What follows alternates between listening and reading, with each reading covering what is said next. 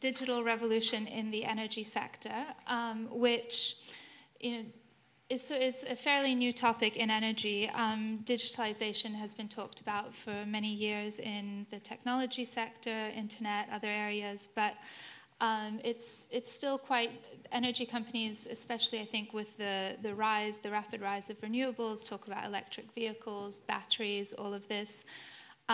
There's now talk about more and more data and how to use that to increase efficiency, how to produce oil and gas more efficiently and effectively, and other areas. So with that, I would like to introduce Anush Thakkar, who is Senior Vice President for Digitalization at Shell. Vasil Hudak is Vice President of the European Investment Bank and is also a former Slovakian Economy Minister. And Aya Yoshida is head of the Asia-Pacific Partnership Division at the International Energy Agency and oversees the relationship between the IEA and Asia-Pacific countries. So first of all, to kick off, why don't we talk, just if you could each give me a brief, simple description of how you see digitalization in the energy sector, pros and cons, what technologies are most promising. Anush? Sure, thank you. So for Shell, digitalization means actually a lot. We believe that starting from what we call upstream, which is production of oil and gas, to downstream, which is essentially refining and selling the refined products, until the point the consumers are actually using the products, and all the new energy areas around it, all of those touch points in the value chain has a digitalization element to it. For us, we break digitalization into a couple of different areas. So one is, we say that digitalization, digital technologies, and the ways of working, very important ways of working, and the mindset change that comes around from digitalization can help us being more efficient internally. And also, we could start looking at adjacencies in our current businesses. If you think about lubricants or fuel sales, we could start thinking about new areas or new business models where, from a future perspective, we can secure ourselves as we start moving into the new energies, the new transition of energy. Okay. And Vasil Hudak, how, as you're being at the EIB, looking at financing energy projects and infrastructure, what do you see as most interesting with digitalization? What projects are you interested in? Well, an energy sector in general has been a traditional area for EIB to finance. Obviously, energy is a big part of the European economy. We are the Bank of the European Union. We are owned by 28 member states of the European Union.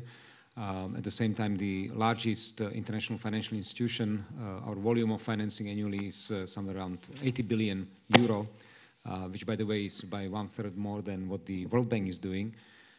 So our role is really to look at those areas of European economy which are important and also where innovation and technology can make a difference. We are very much also focused on climate change issues, making sure that environment is positively affected by new technologies. And traditionally, I apologize to my Shell friend, but energy has traditionally been rather a negative influence of environment. But I think with the new technology, we see a change in this area. So basically what we are trying to understand as bankers is, one, what are the key technological drivers of digitalization of energy? We are looking at the level of energy generation. This is very much a switch, thanks to new technologies, to renewables. This is also the process of decentralization of energy production. Basically, the end users today, whether it's private homes or industrial companies, corporations, they are able to produce their own energy suddenly. But this, of course, has new implications for energy distribution and transmission. And you need smart grids, you need Internet of Things type of solutions to make sure that this new generation of energy, the distribution of the networks, can actually create new value for the end consumers, does not create blackouts and stuff like that. And of course, last but not least, as bankers, we are looking at a way how we feel, because we are a public bank, though we are financed from the private financial, investment funds and investors, but we are looking at so-called market gaps. What are the areas which are not financed by typical commercial banks, where a private bank, public bank has to take the action, has to take the risk to fill this gap and to bring private sector together. So for us, those are the key elements we are looking at. What are some of those gaps? Have you identified any yet? Where do you see them? Yeah, there are different levels. In the generation area, and we had this discussion also with colleagues from Shell, that in renewables, as you know, renewables in the early stage were very much supported by governments, by subsidies, by PPA contracts, and it was kind of happy days of renewables. Now with the new technologies, with decreasing the cost of producing energy from wind, from solar, these typical subsidies, PPA contracts, etc., are evaporating. And I think we are in a transition phase where typical commercial banks are not yet sure whether these are reliable financial structures. So, for example, we found ourselves to be almost only a financier of wind generation in Belgium, because commercial banks are under these new regulatory conditions are not yet ready to enter into this field. So that's one element. Another gap is in the area of technology support. You need to support innovations, technology breakthroughs. The new technologies usually have longer time of investment required. So again, we need to partner with commercial banks to make sure that this gap in terms of supporting innovation is filled by a kind of public-private partnership. Okay, and I think that's something we will revisit. And Aya, the IEA had released its first report on the digitalization of energy last year. And also you're looking at some of the big emerging economies, smaller economies in Asia. What do you see, what are the pros and cons of digitalization more globally? All right, thank you very much. Thank you very much for introducing our report. And this is actually our first attempt to look at this new phenomenon of digitization. So International Energy Agency is looking at all the fuels. We look at gas, oil, we look at coal, also we look at renewable energy and energy efficiency. So we thought that we are located in a good position to look at what's the total impact of the digitization on the energy as a whole. So that's where we are coming from. That last year's report is the first attempt. So our first kind of like a major takeaway from the report was that I think digitization, we see it as a kind of powerful tool to communicate between the consumers and producers. So supply and demand best matching. It's a tool to optimize the use of the energy. That's how we look at it. So that can go both ways. So for example, may say you asked what would be the impact on the energy. It's both. Say, if you look at Uber, for example, how it's going to work is that I think it will create the shared transportation. That means you may need less car. That means can reduce the production of a car. But at the same time, because of the convenience it's created by the digitization and usefulness, that may create another incentive to use more transportation.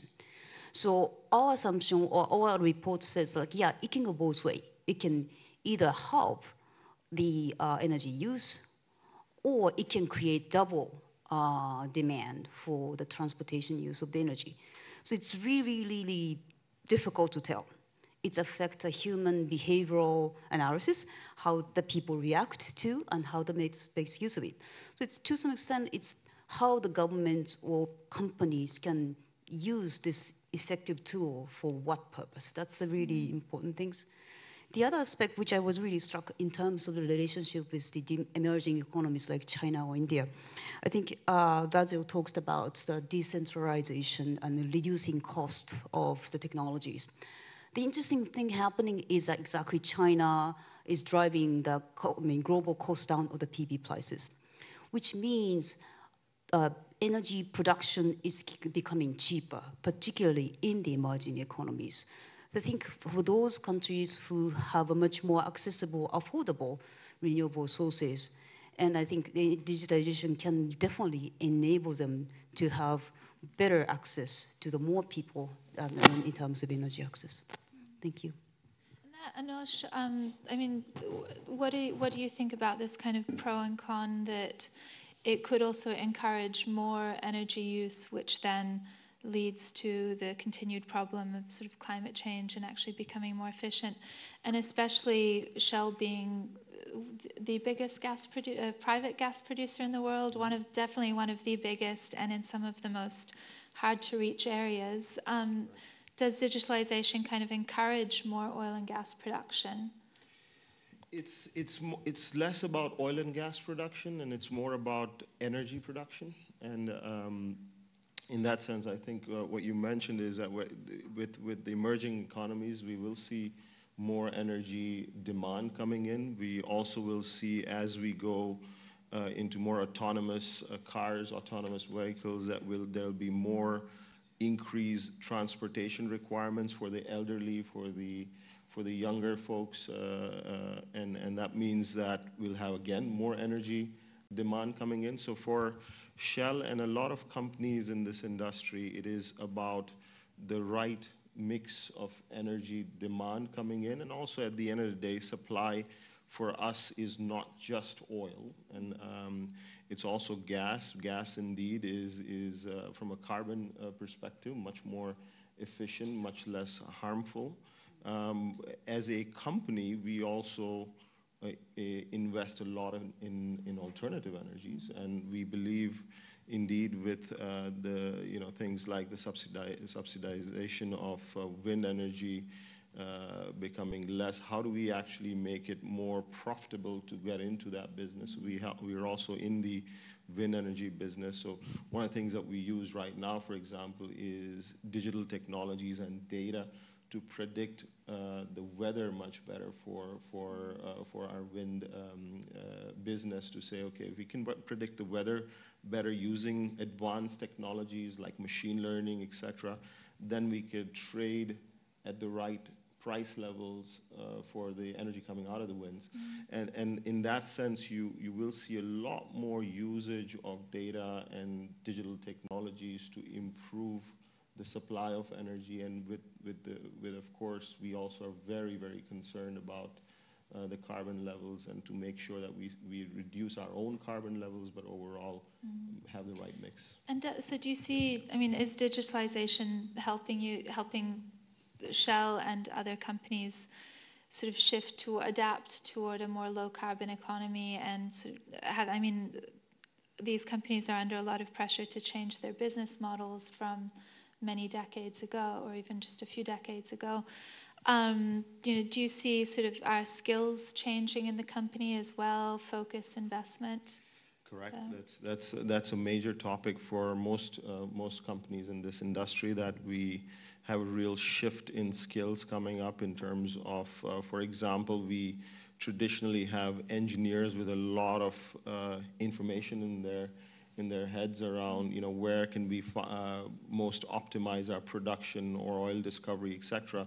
Now with digital technologies, you could use artificial intelligence and machine learning to do much more accurate predictions. So we believe that we can have the engineers with a lot of knowledge being augmented by digital technologies and artificial intelligence, but that will also require mindset change with the employee base that we have currently, the talent that we have currently, and also at the same time we will need new skills in the whole digitalization area. So for example, we have an alternative business. It's a step-out business called Wonderbill, which is a pilot in the UK. And in Wonderbill, in fact, you can look it up. It's called wonderbill.com. And Wonderbill, what we do is we collect utility bills from consumers, including electricity, including other utilities, and try to have the consumer manage it in one place in a very easy way. Now, you could wonder, what is Shell doing in this area, right? So for us, what this means is we can understand the behavioral patterns, and also we're investing now in smart meters and in the whole utility space in general.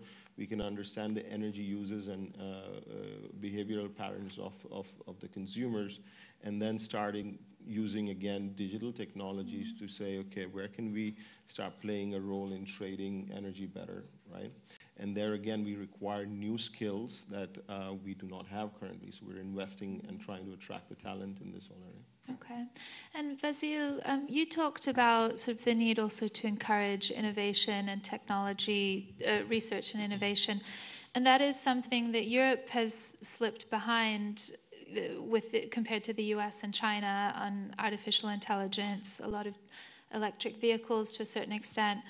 But the European Commission has talked about sort of strategies and encouragement. What is the EIB's role here? Are you looking at sort of very nascent technologies as well? Yes, certainly. Combination of energy and innovation technology is a big part of what we do. Just to give you some understanding of the scale, annually we finance or provide financing of around 15 billion euro for energy-related projects, and around 12 or 13 billion euro for innovation support. So these are big numbers and a big portion of what we do support. At the same time, as you mentioned previously, these market gaps are really huge, and I just listed some of my notes. And basically, our analysts, they came up with it's also from the European Commission, that the annual investment gap in the EU is around 600 billion euro.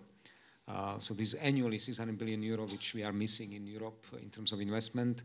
Of these 100 billion euros to upgrade energy networks, to integrate renewables, improve efficiency, and ensure security of supply. But to your questions about innovation, 130 billion euros a year is needed to be invested in R&D to meet the EU target of 3% of GDP. So these are big numbers which are missing in the European economy. And this is what has to be filled by different sources, both national, international, European. Yeah. Where should the money come from? Is it state support, yes, or sort of finance? The Commission is also looking at more sustainable finance, sort of encouraging, money that goes directly to green projects. Well, I think the public money is certainly not enough. And when I was Minister of Economy, it was always a struggle with the Minister of Finance. How much can you get without disturbing the public finance, the deficit, the debt, etc. So you have the same discussions at European as well as national level. We know that we are now in the process of discussing the future EU budget, so-called post-2020 multi-annual financial framework. There is a first proposal. We have the situation where with the Brexit, with UK's departure, we will have less sources of support for the EU budget, but at the same time we have more needs because we have also security, we have defense, we have migration, etc., etc. So question is, how do you do more with less? And one of the ways how to do it is to better utilize the public resources available by leveraging those public resources, and especially by bringing private sector as partners. So as you asked about the technologies, we as EIB, we are very much engaged in supporting new technologies, for example, for electricity cars, for e-mobility. One of the visible projects, and we are here in the country which has the largest production of cars per capita in the world. But this country could become an obsolete country, could become a Detroit of Europe, if we don't find a way how to transform diesel and petrol-based car production to the electricity production. So it's a huge challenge, just demonstrated on Slovakia, but it's a challenge for Europe. And we can lose the European advantage and competitiveness with such car manufacturers as Mercedes, BMW, Peugeot, Citroën, etc., Jaguar Land Rover, if we don't manage this transition, which is driven by technology.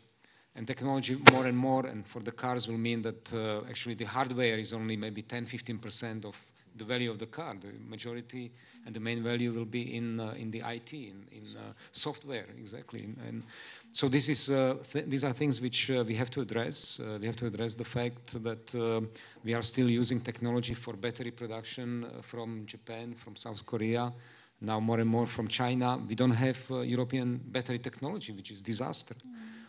So these are the areas where we believe the public intervention is also needed in cooperation with private sector. For example, we are supporting so-called Northvolt project in Sweden, which is focused on the production of batteries for electricity cars. These are basically people from former Tesla employees who came to Sweden to start this new manufacturing, but it also has R&D components. So it's very important that this technology becomes and develops and become European technology. And we are providing basically 50% of debt financing for this project. We are in Slovakia, for example, as you know, part of e-mobility, important part is to create a network of fast charging stations, because you cannot create enough demand for electricity cars if you don't know that you can charge your station, your car, let's say every 200 or 300 kilometers. There is an interesting startup in Slovakia, actually scale up now, called Greenway, which has developed a network of fast charging stations in Slovakia, in Poland, also in Czech Republic. There's a discussion to create a kind of regional Central European leader, which would be able to compete in this area. So I think there is a lot happening, but I think we need really a more focus of governments, more support from the European side, and certainly a good connection between public and private partners. And so, I mean, there are obviously a lot of benefits. We've talked about sort of connecting, creating new networks, connecting people, efficiency. What are the risks? Because especially nowadays, we're learning a lot about the risks of extra data, knowing more about, you know, when someone is using their washing machine, or when you're also collecting all of this data that could then be used in different ways. But also there's the IEA warns about potential, you know, energy is critical infrastructure, and there have been some attacks on the Ukrainian electric grid, I think a nuclear plant in the US. Aya, where do you see kind of the need to manage risks? Yeah. I think it's quite true. The beauty about this digitization is that everyone can send their own demands or needs through the site. Through the server, and then everyone can receive it. So that means that that's the multiple or millions of access points to the connectivity. That means that millions of vulnerability exist. So which means it's almost impossible to just completely prevent the attack. I mean, everyone can do that. And then I think our report also talks about the fact that it's getting cheaper and cheaper to commit cyber attacks. So that means, particularly for those companies which has huge infrastructure to maintain and ensure the safety, it's really the nightmare, honestly. So I think it's what we are saying is, obviously it's just there's no way to perfectly prevent, but at the same time it's a matter of resilience. So how prepared you are for the attacks, and what will be the countermeasures when certain things happen. So just try not to prevent everything. I mean, try not to be perfect, but how you can recover from the attack is one of the points. The other aspect of is definitely the privacy issue. We talked about how energy can, reveal your privacy. As you said, now you want to drink a coffee, therefore you're boiling water. That information is transcended through the server. So people can literally know what you're doing through the energy as information. So I think that's also interesting thing for me is that there's interesting differences between the countries. To what extent you can be, tolerant in terms of opening up their privacies. some countries are much more open, or peoples are much more open in terms of their private information is used for the better use of the energy. For example, if you can aggregate the energy use, then that can improve the efficiency of the use or the supply. That's a good thing. But on the downside is definitely, I mean, you are losing a certain control over your private information. So it's probably, I wouldn't say there is not going to be any universal kind of measure or privacy kind of treatment. It all depends on your countries, your people's tolerance, your people's comfort in terms of to what extent you can be open to it. But I think that's really the difficult question for any policymakers, like how you define the people's privacy and to what extent you would like to make the best use of it for the public good. So that's a difficult question. And Anosh, another question, and then I'm going to see if there's anyone in the audience. But GDPR is coming in a week, the EU's big new data protection regulation. Does that put a damper on your plans for using data, using new technologies? Not a damper, certainly, but I do get lots of emails internally to ensure that we are compliant. And I'm happy to say that when it comes to our consumer applications, and we've always put privacy at the very beginning when we start designing our applications around the data usage of the information that we get from consumers. So, do you agree that there's a risk? There can be too much data use, or where's the line? So first of all, companies need to ensure that the privacy element of data and ensuring that the protection of the data is absolute foremost out there, because this has brought down many companies, as you see in the news constantly. So I do believe that the information and the data that we get from consumers can be used for the benefit of the consumers if they opt in, and I think that's a really important one, that they need to have the ability to opt in, which GDPR brings in. But at the end of the day, you do need to make sure you're protecting the consumers. Is there anyone in the audience who has a question? Yes, up here. Here up front. I think you've got a microphone coming. Okay, thank you very much. Maybe a short question and a short remark. Sure. The question is about new business models. You were referring to aggregation, aggregators, new business models. Maybe our friend from Shell. I'm Jacques de Jong from Klingendahl Energy in the Netherlands. So maybe you can say a few words about that, because let's say an integrated energy company, you say it's energy, it's not just oil and gas anymore, it's gas in your case, but energy. And I guess also that it is electricity where Shell is interested. But maybe on new business models, how do you see that and what the role of aggregators are?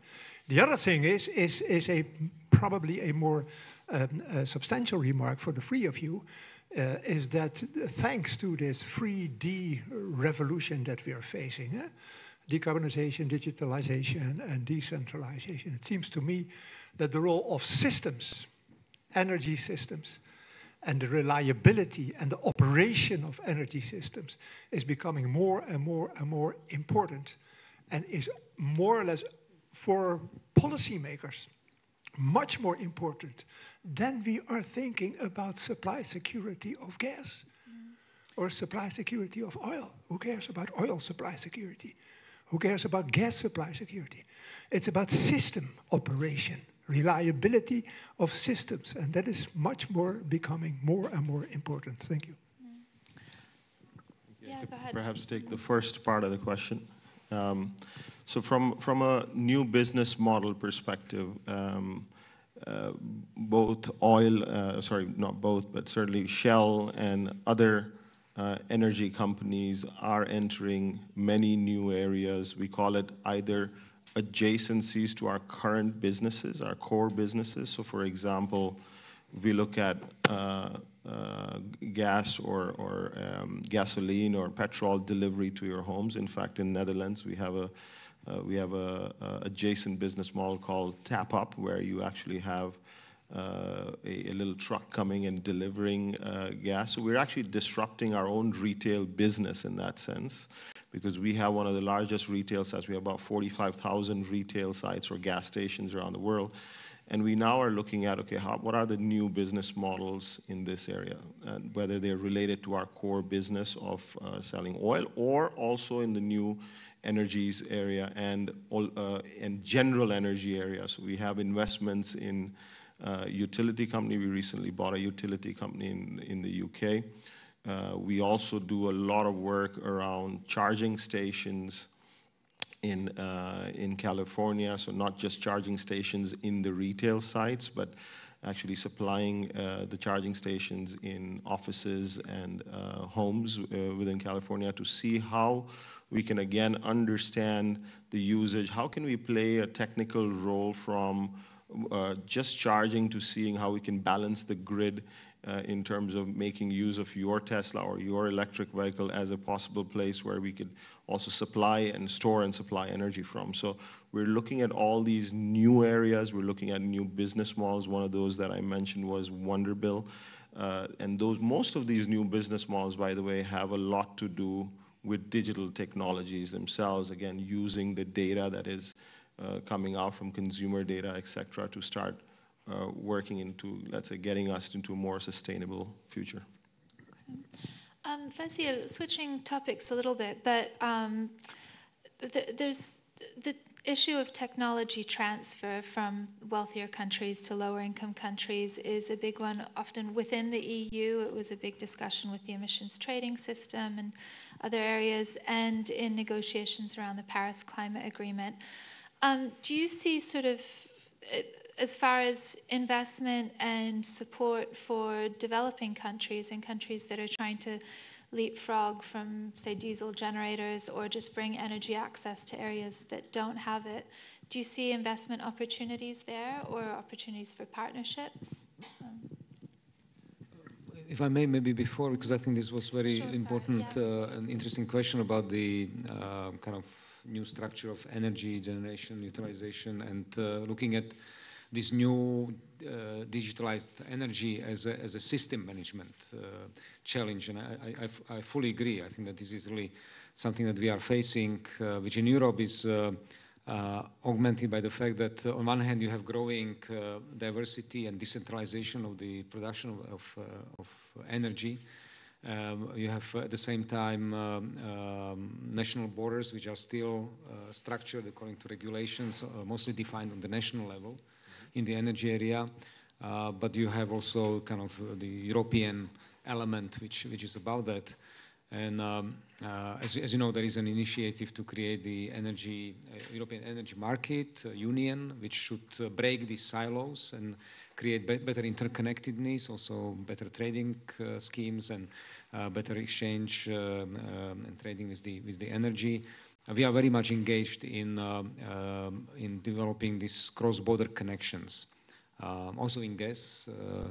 For example, we are financing gas connection between Slovakia and Poland, and the idea is for each country in the European Union to have at least 3 different sources of gas, which would increase the energy security. But it is very much also about regulations which have to be harmonized and create really a single market in the energy production services and the management. But this is certainly a huge challenge. I think we still are not ready for that. And then, of course, we have issues of cybersecurity and protection and so on, which is huge.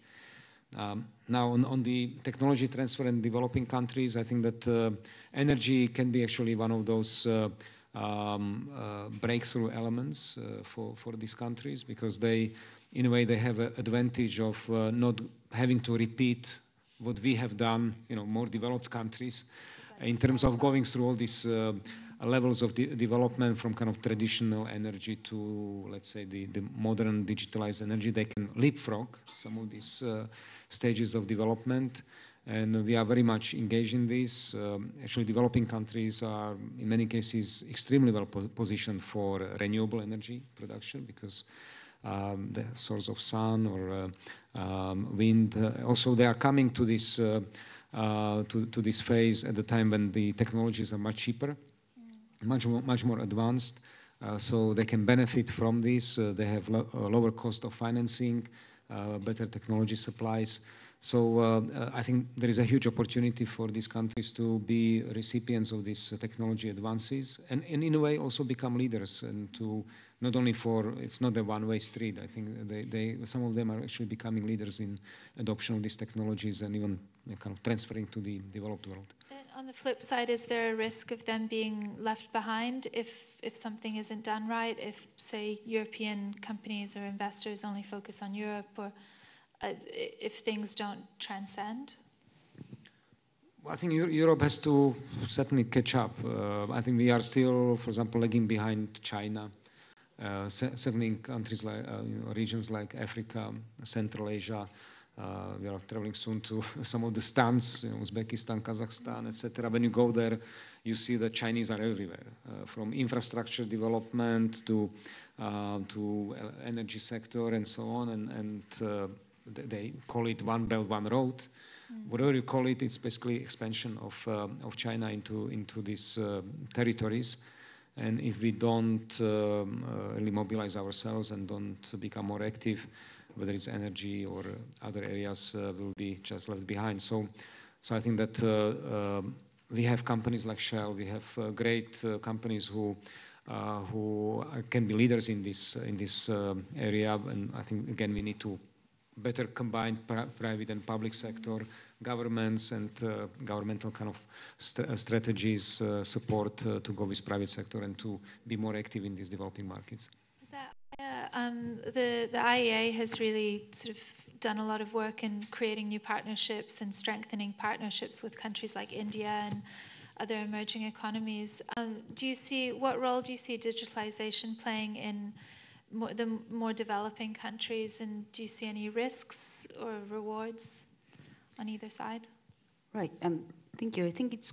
I think it's as I also see it, as Basil said. That's definitely the element of leapfrogging is there. It's quite interesting thing is that we have a very established energy system. Japan, European countries do have a very good system, but it could be a legacy, and it's extremely difficult to transform this heavy infrastructure into the much light-footed, connected, digitized infrastructure. So I would say I think developing countries might have benefit to some extent, not having a legacy like that.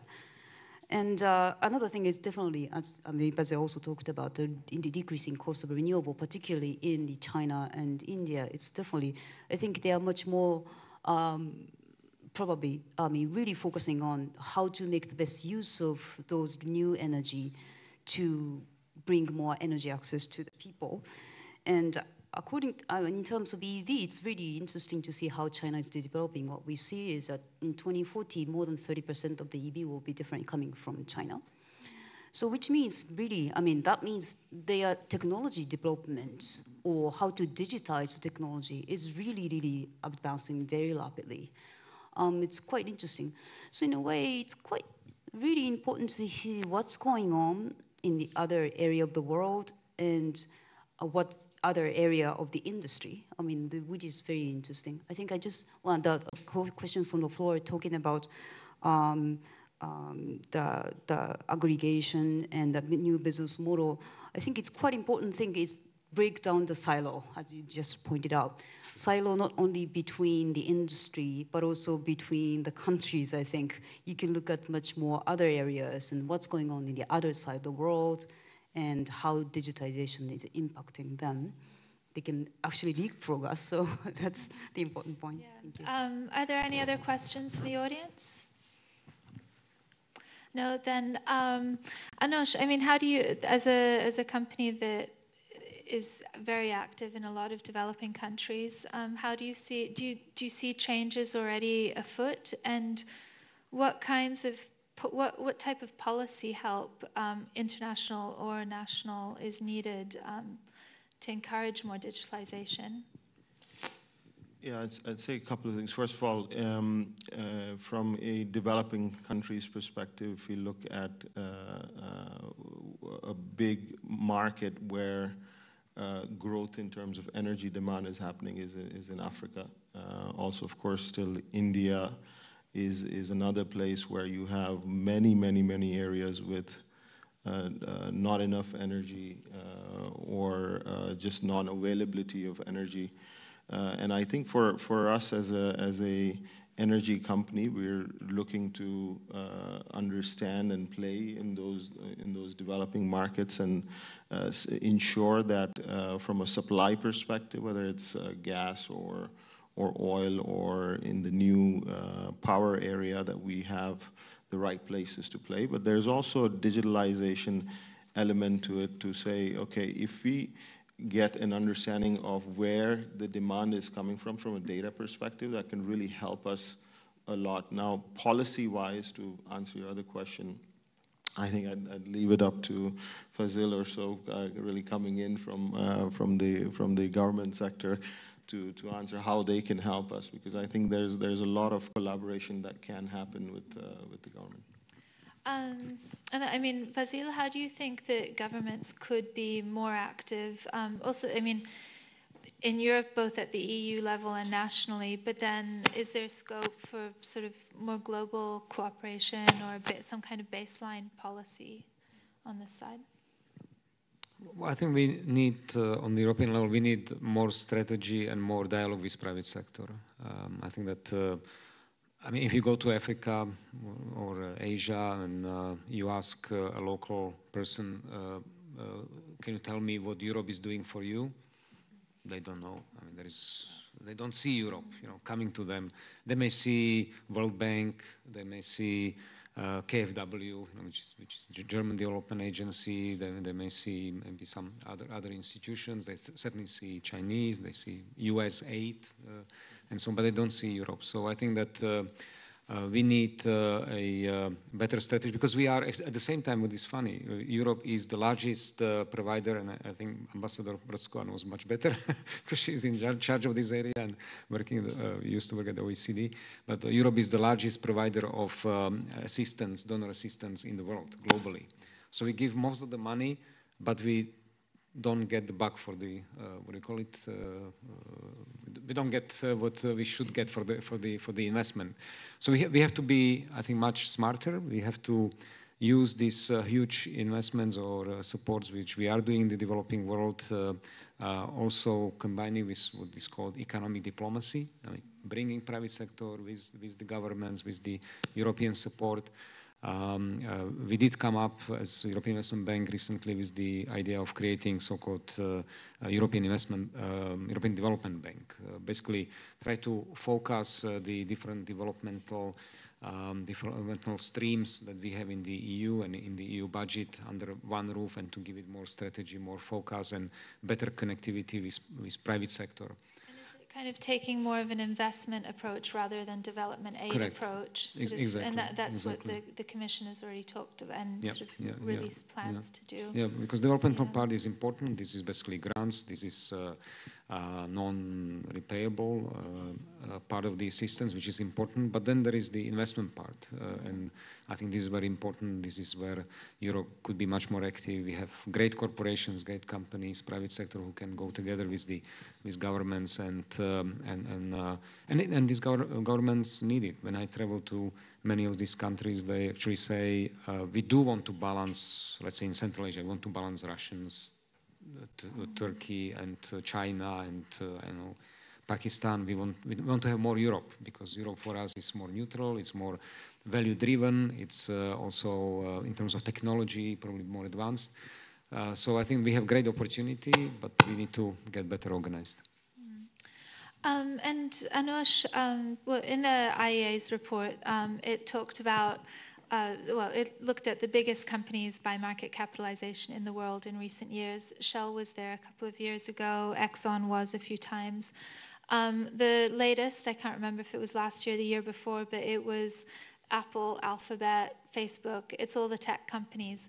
So, who are you kind of competing against, and who are the disruptors, the game changers in this industry? Certainly, the tech companies are disrupting also parts of our business. So if you look at Google, for example, the data that they own is not just limited to consumer data, but also subsurface data. So in Google's case, and also in the case of Microsoft and Amazon, we work very closely with them. So I don't see them as a threat necessarily. It's really an augmentation for us in terms of bringing more value to the consumers and the customers.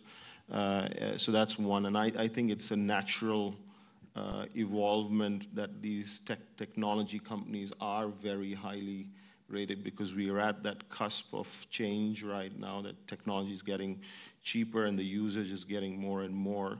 So I really do not see that, the technical bit, as a threat. I, in fact, see it more as an enablement for our consumers to better interact with us using some of the technologies that we have.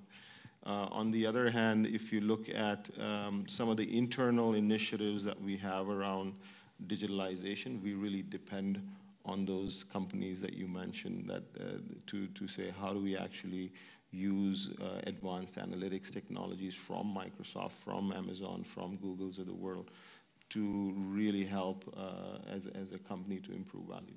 Okay. Do we have any more questions? Yep, go ahead. Don't worry.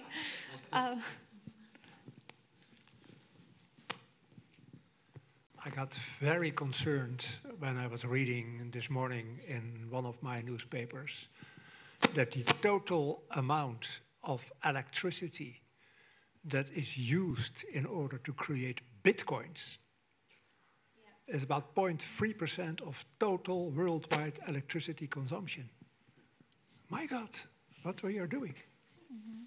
And that goes to the whole discussion that Aya brought up about sort of digitalization also enables you to use more energy. Yeah, is that, how should that be managed in the future? Yeah, I think to your point, it's not just the bitcoins, but also Internet of Things, also the usage of computing for pretty much everything that we do in life today, right? I mean, also using all these phones, right? Yeah,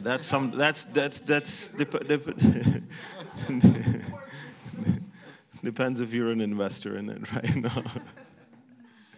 No, I think it's not just the bitcoins. I think it's generally technology as a whole. It's the phones that you use. It also needs more energy. It's energy usage is going to increase. I think it's about, at the end of the day, we have to solve a problem as industry and as government to see how we could make it much more cleaner, because the total energy is we all know that it's on its way up.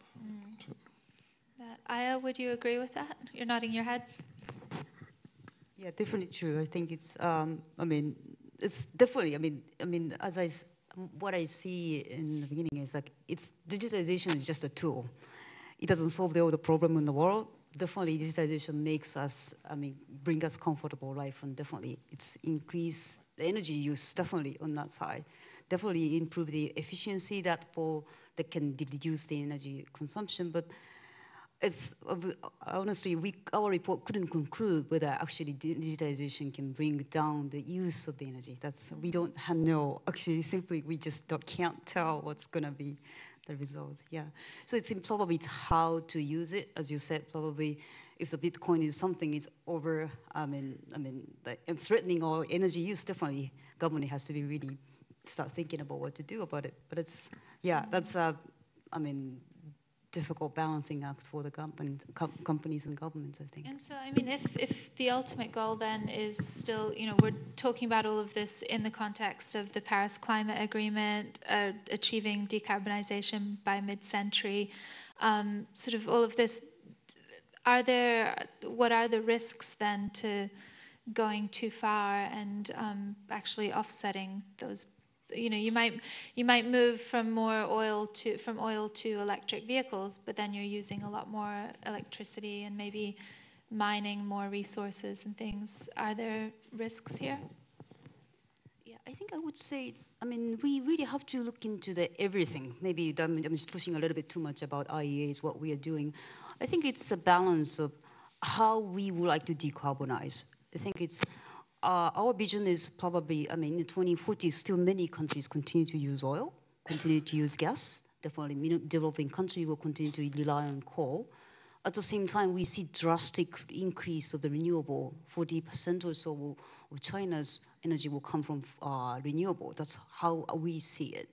So in a way, so digitization can connect those renewable into the system. In that way, it's definitely help decarbonization.